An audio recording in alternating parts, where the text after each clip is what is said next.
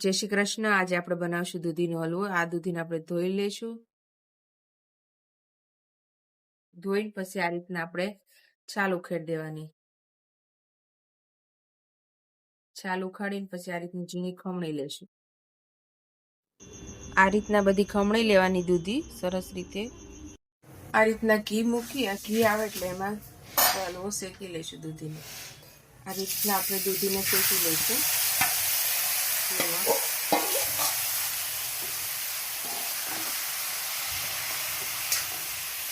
આ રીતના શેકી લેવાનો, ઘી છૂટું પડે ત્યાં લગી।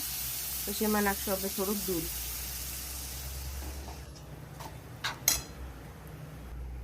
થોડી ખાંડ સ્વાદ મુજબ। છૂટું પડવા માંડે એટલે આપણે ગેસ ધીમો કરી દઈશું। આપણો તૈયાર દૂધીનો હલવો ગરમા ગરમ।